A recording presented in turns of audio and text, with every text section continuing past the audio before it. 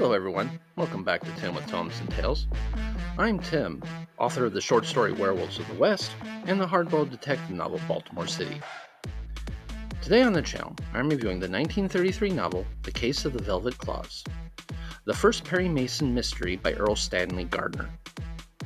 Thanks to a botched robbery at a fancy hotel, a married woman has been caught in the company of a congressman. To protect the politician and herself, she enlists the famous lawyer Perry Mason to pay the editor of a sleazy tabloid hush money to keep it under wraps.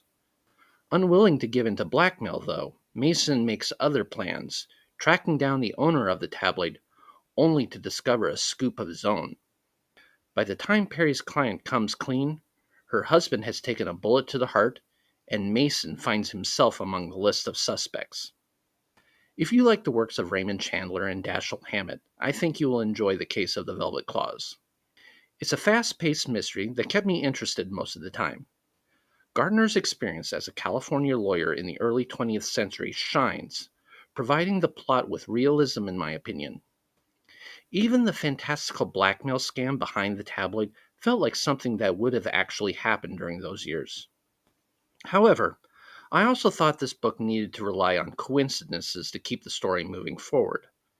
Now, I do expect some coincidences in a mystery to provide those aha moments, but there were just a bit too many of them in this book for my taste.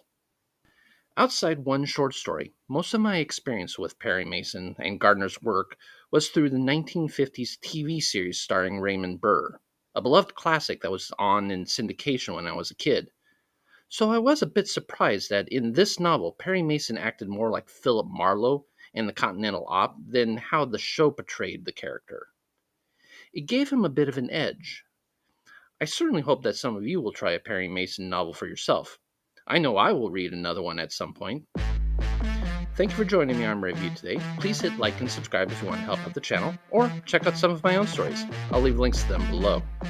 Stay safe, everyone, and happy reading.